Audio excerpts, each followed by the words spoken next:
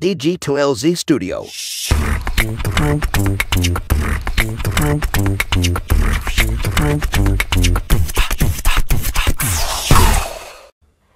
Sekitar setahun yang lalu ya, kalau nggak salah bulan-bulan September atau Oktober gitu, saya sempat ditanya yang untuk jadi sebuah konten di Kiwi Live ya, akun Instagram kiwi.live, yaitu adalah sebenarnya itu akun untuk HR-nya Kiwi gitu ya, untuk bikin konten-konten untuk internalan lah seperti itu.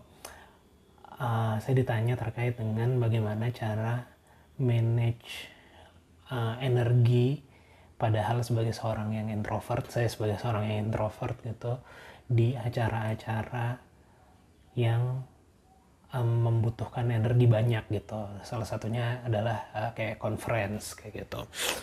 Nah, waktu itu saya bilang ya kita harus bisa manage lah, kita atur waktu dan segala macam gitu. Cuman ya itu salah satu konten yang cukup menarik juga gitu. Kayaknya banyak juga yang save gitu kalau kita lihat secara insight-nya. Cuman belakangan ternyata dalam konteks manajemen energi ini bukan cuman masalah manage energi sebagai seorang introvert dalam crowd ya yang penting itu gitu. Yang penting juga adalah manajemen energi dalam menghadapi situasi atau lingkungan yang memang kita tidak nyaman gitu di dalamnya gitu. Dan level ketidaknyamanannya itu bahkan yang terjadi sama saya setidaknya adalah sampai di level muak gitu terhadap lingkungannya kayak gitu. Dan terus terang belum dapat solusinya juga sih. Jadi saya memang lagi di fase lagi muak ataupun bukan levelnya lebih tinggi dari bosan ya, muak lah ya, benar-benar muak gitu terkait dengan sebuah kondisi atau situasi di mana saya mesti bekerja dalam konteks di salah satu sektor yang saya banyak dekati gitu ya, banyak berinteraksi di dalamnya gitu.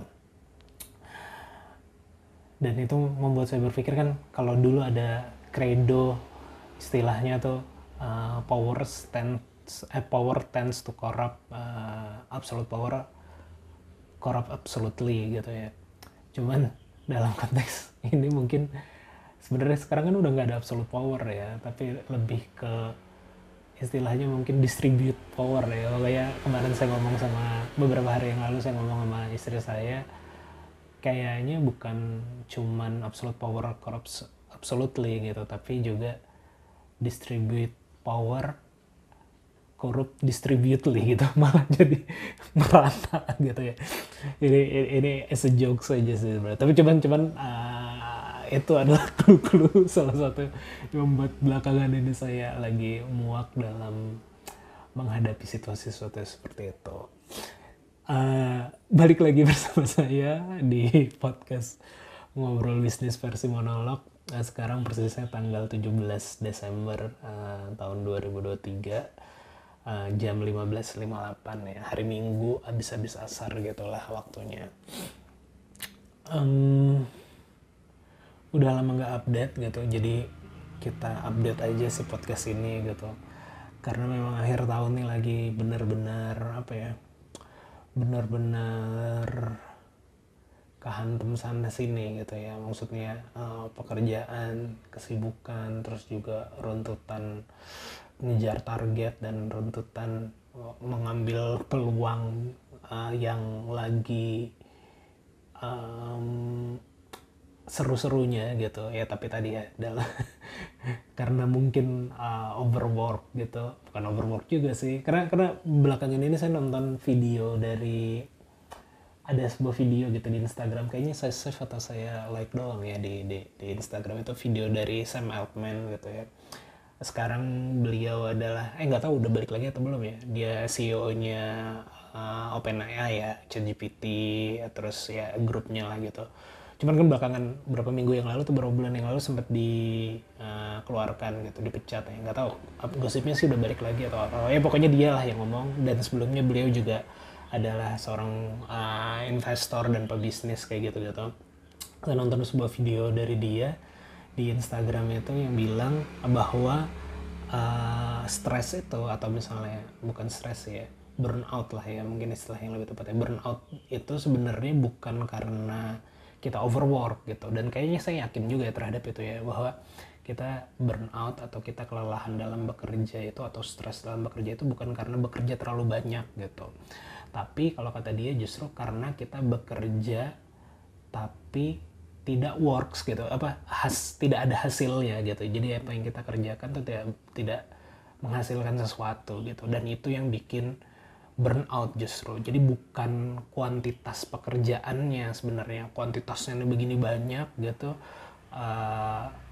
tapi tidak menghasilkan sesuatu, itu yang kelihatannya akan membuat orang jadi burnout atau jadi stres gitu.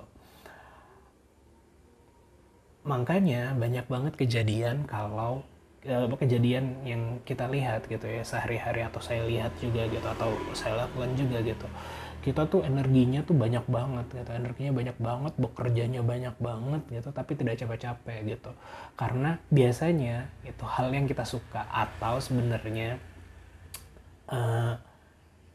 di luar hal yang kita suka itu adalah itu menghasilkan sesuatu yang bermakna buat kita gitu. Kalau yang kita suka ya jelas aja maknanya ada fulfilling pribadi gitu, tapi kalau ke hal yang tidak spesifik yang kita suka tapi karena ada resultnya kayak gitu, nah kayaknya itu penting sih dalam manajemen uh, manajemen tadi ya, agar tidak stres atau agar tidak burnout, atau mungkin buat nasihat buat saya pribadi juga agar tidak muak gitu dalam bekerja. Tapi konteksnya agak sedikit berbeda sih ya, muaknya saya ini bukan tapi mungkin juga ya ada unsur bahwa saya melakukan sesuatu ini nih tapi tidak memberi result yang something big gitu, atau tidak memberi result yang berarti gitu terhadap situasi yang lebih general dari saya pribadi gitu. Mungkin itu juga yang sedikit membuat saya ngotot. Tapi mudah-mudahan ini nasihat buat saya sendiri juga ya, karena kayaknya seminggu yang lalu gitu saya juga dapat email gitu. Saya kan langganan namanya email newsletter gitu lah, email newsletter. Salah satu yang saya langganan tuh dari sebuah website, kalau nggak salah namanya tuh 4 week MBA kayak gitu ya kalau nggak salah ya. Jadi kayak 4 minggu untuk belajar terkait dengan kayak MBA-an gitu, Master of Business Administration gitu. Ya tapi itu udah lama banget langganannya, cuman memang dia rutin ngasih email newsletter kayak gitu. Dan salah satu newsletter baru-baru ini ya, seminggu yang lalu itu adalah terkait dengan distress, dan ada istilahnya selain distress tuh istilahnya eustress ya, tulisannya eustress. Kalau distress tuh distress gitu ya, DI stress. Nah sebenarnya ini katanya stres yang berbeda gitu. Kalau distress ini adalah stres yang bikin buruk, bikin kinerja, atau burnout tadi mungkin ya, bikin jadi tidak baik. Tapi justru eustress itu adalah stres yang baik gitu, stres yang membuat kita lebih produktif, stres yang membuat kita lebih bekerja lebih tinggi gitu, karena mengoptimalkan potensi kita gitu. Karena kalau kayaknya memang kita harus bekerja dalam tingkat stres tertentu untuk menghasilkan sesuatu yang baik kayak gitu. Jadi ya bisa aja sebenarnya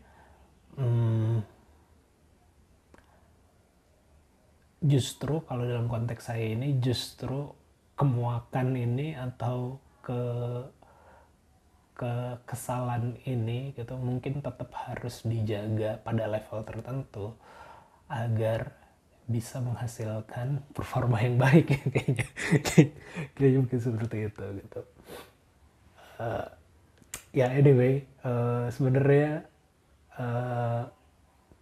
ya pekan ini juga lagi rame terkait dengan masalah debat capres ya, dengan pilpres dan tetek bengek isi-isinya gitu.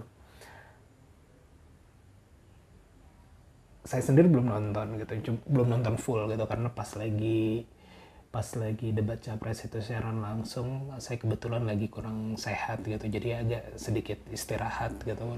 Dua hari kemarin, dua harian lagi benar-benar bed rest gitu, jadi nggak sempet nonton. Cuman saya 2-3 hari belakangan saya nonton cuplikannya doang gitu, potongan-potongannya atau juga memes yang udah beredar gitu.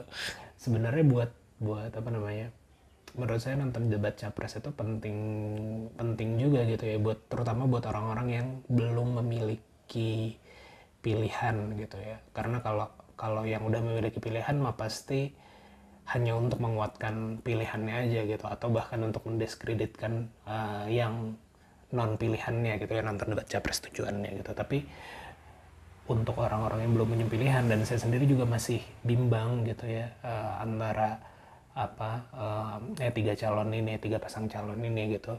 Sebenarnya seharusnya nonton sih full, cuman saya sendiri belum nonton secara full videonya gitu, baru potongan-potongan yang viralnya aja gitu. Ya dalam konteks pribadi, dalam konteks kita sebagai bangsa Indonesia atau warga Indonesia yang punya idealisme, itu kayaknya penting gitu. Tapi kalau untuk bisnis gitu ya, dalam konteks bisnis sebenarnya memilih presiden yang mana atau cawapres yang mana gitu, capres dan cawapres yang mana, atau mungkin pertanyaan dasarnya adalah sebenarnya kita memilih capres atau cawapres ini berpengaruh pada bisnis atau ekonomi ke depan nggak sih sebenarnya? Pilihan capres yang mana yang kita pilih ini sebenarnya ngaruh nggak sih? Atau capres dan cawapres mana yang terpilih ini ngaruh nggak sih sama kebijakan ekonomi atau juga entrepreneurship atau kebijakan bisnis gitu ya? Kedepannya sebenarnya ngaruh apa enggak sih? Sebenarnya kalau based on, mungkin nggak banyak ya, kalau konteks ke Indonesia kan kita cuma punya berapa presiden gitu, dan yang paling signifikan kelihatan antara kebijakan ekonominya gitu ya, terutama perdagangan luar negerinya atau hubungan internasionalnya, itu pada zamannya Soekarno dan Soeharto gitu, kelihatan signifikannya banget gitu. Dan itu artinya penting gitu kita memilih presiden yang mana, karena ternyata pemilihan presiden dan juga nanti timnya gitu ya, itu bisa berpengaruh pada kebijakan ekonomi mana yang diambil gitu. Let's say pada zaman Soekarno kan kita betul-betul ibaratnya berusaha menjadi independen gitu ya, atau mungkin walau kita di poros tengah, tapi pada waktu kebijakannya Soekarno itu kita agak lebih cenderung sebenarnya ke blok timur gitu ya sebenarnya dibanding blok barat. Jadi banyak mengadop ya, ini correct me if I'm wrong ya, jadi hanya sekedar analisa sekilas aja gitu.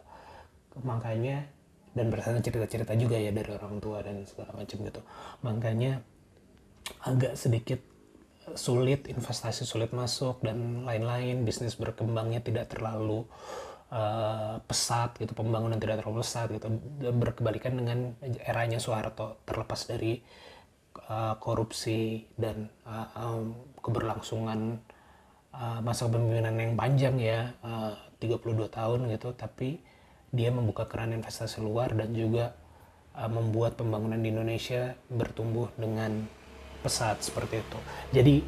Jadi memang akan berpengaruh gitu presiden siapa yang kita pilih,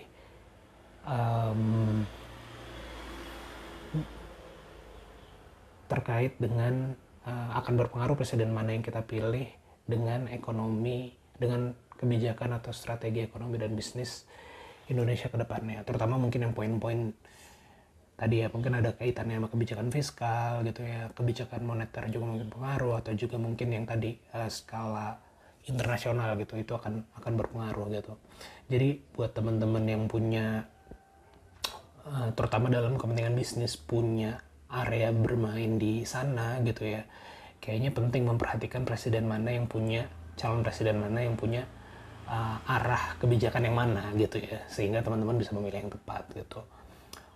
Cuman kalau buat saya sendiri tadi ya, kalau saya memisahkan diri gitu, kalau sebagai pribadi ya pasti saya punya kriteria-kriteria ideal gitu ya untuk memilih siapa presiden dan wakil presiden kita gitu. Tapi kalau dalam konteks bisnis sebenarnya setidaknya pada level saya ya, atau pada level kebanyakan dari kita gitu ya, yang mana kita tuh bermain di area how gitu.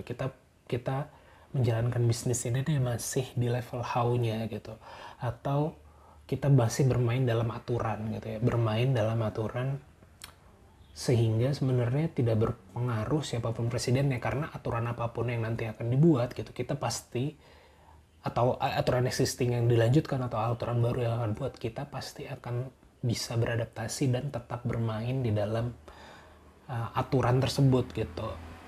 Setidaknya ini kalau saya melihat ke diri saya sendiri gitu ya, dan mungkin sebagian besar lingkungan atau teman-teman saya gitu. Jadi kita memang sebenarnya secara bisnis tidak terlalu berpengaruh langsung gitu, karena kita akan tetap bermain di level yang how tadi, atau kita bermain di level yang masih dalam aturan gitu ya.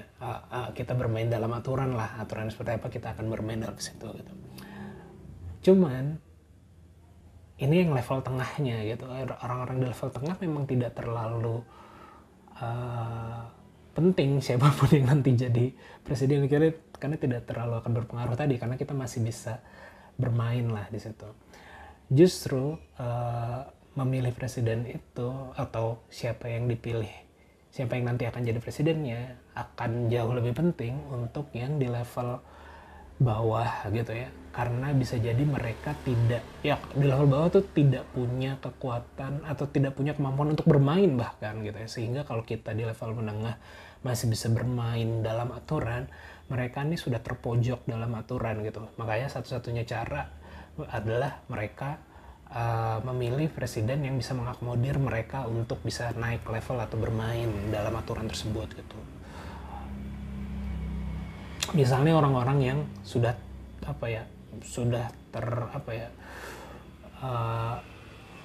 terkena masalah hukum gitu misalnya, atau misalnya tanahnya direbut atau apa segala macam, nah itu kan tidak ada yang tidak bisa dimainkan apa-apa lagi gitu. Satu-satunya adalah memilih orang yang tepat, yang memang mau menjanjikan mereka untuk keluar dari keadaan tersebut gitu. Mereka tidak bisa memperbaiki di level, mereka tidak bisa memperbaikinya lagi gitu. Makanya penting buat mereka untuk memilih presiden dan wakil presiden dan juga rombongannya yang tepat, yang mau mengakomodir kepentingan mereka gitu. Dan surprisingly gitu ya, selain yang bawah, yang level elit, yang level atas itu juga penting gitu, terkait dengan siapa presiden selanjutnya gitu. Kalau level tengah tadi nggak terlalu penting, level bawah nih penting siapa presiden selanjutnya, dan level atas juga penting. Karena kalau tadi yang level tengah, setidaknya dalam konteks bisnis saya gitu ya, kita tuh selalu bermain dalam aturan yang ada segala macam. Cuman kalau level elit ya, atau level atas itu, mereka tuh punya level permainan yang berbeda gitu ya. Mereka bukan cuma bermain dalam aturan gitu, tapi mereka justru membuat aturan baru gitu, atau bahkan membengkokkan atau membelokkan aturan yang ada untuk kepentingan bisnisnya. Jadi levelnya tuh udah di level seperti itu gitu. Makanya mereka penting banget untuk memastikan orang-orang yang bisa melakukan ini atau bisa mengakomodir mereka ini, urusan mereka dan kepentingan mereka ini, untuk bisa menang di pemilu berikutnya kayak gitu, untuk terpilih menjadi pemimpin Indonesia berikutnya gitu. Ini saya ngebahas ini bukan dalam konteks bukan dalam konteks dalam konteks negatif ya sebenarnya ya. Jadi memang saya membahasnya dalam konteks apa adanya aja gitu, tidak ada tendensi positif atau tendensi negatif terkait dengan leveling tadi itu, dan juga hubungan antara bisnis dan politik ini gitu. Jadi hanya sekedar ini aja gitu, tanpa ada tendensi lah sebenarnya, tidak tanpa ada tendensi gitu bahwa apakah itu negatif apakah itu positif ya. Karena pun saya yakin jika teman-teman yang di level tengah ini juga ada main ke, juga bisa sampai ke level atas atau level elitnya ini, juga pasti akan mencoba memastikan hal yang seperti itu gitu. Karena kayaknya itu udah kodratnya aja gitu. Dan saya jadi ingat itu, jadi ingat, ini agak lompat-lompat ya. Saya jadi ingat kayaknya semalam ya, atau 2 malam yang lalu tuh saya nonton sebuah film di Netflix. Judulnya kalau nggak salah tuh Leave All Behind ya, kalau nggak salah Leave All Behind gitu. Pokoknya yang main itu adalah Julia Roberts ya. Ini film baru sih, kalau nggak salah baru 2023 gitu. Nah di situ salah satu karakternya tuh bilang konspirasi teori itu adalah konspirasi teori terkait dengan orang-orang, segelintir orang mengendalikan dunia, itu adalah pikiran orang-orang yang malas gitu. Karena aslinya tuh lebih mengerikan dari itu gitu. Yaitu tidak ada yang mengendalikan gitu. Jadi teori konspirasi bahwa ada segelintir orang yang mengendalikan dunia itu kan pikiran yang ngeri gitu kan sebenarnya. Nah dia bilang yang lebih mengerikan dari itu adalah, tapi itu adalah pikiran-pikiran orang malas gitu, dan yang lebih mengerikan, padahal kenyataannya adalah lebih mengerikan dari itu, bahwa tidak ada yang mengendalikan semuanya gitu, tidak ada yang mengendalikan kekacauan ini gitu.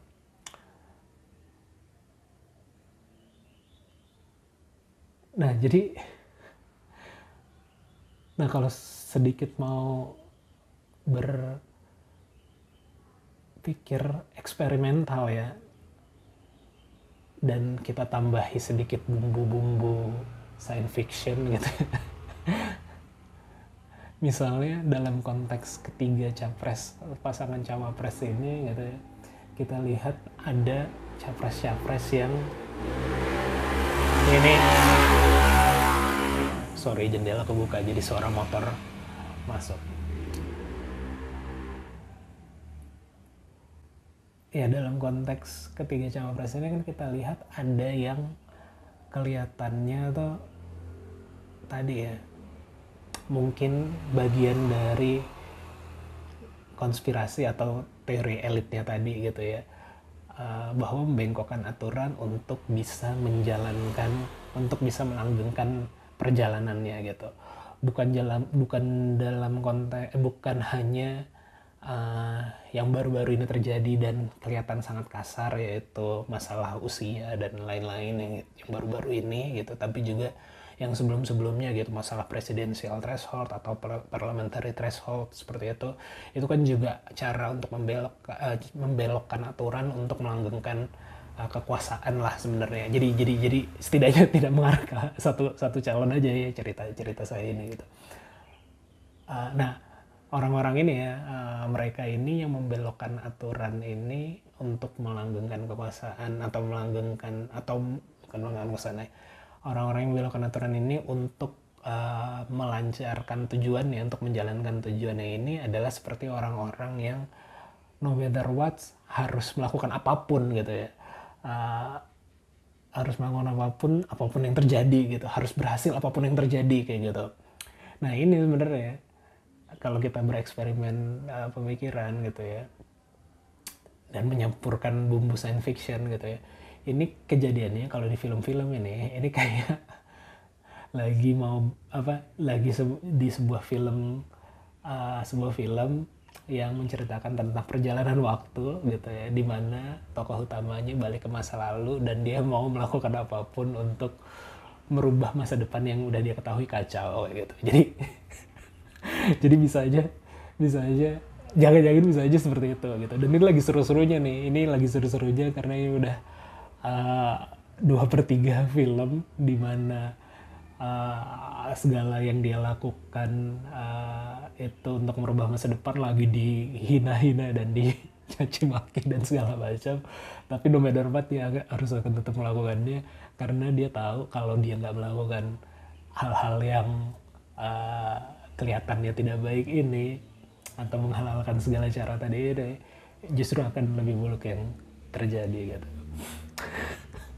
Jadi main-main doang ya ini cuman, tapi bisa juga sebaliknya sih sebenarnya, tapi bisa juga sebaliknya, bisa juga yang melawan orang-orang yang lagi tadi ya berusaha menghalalkan banyak cara untuk melancarkan tujuannya, untuk menjalankan tujuannya,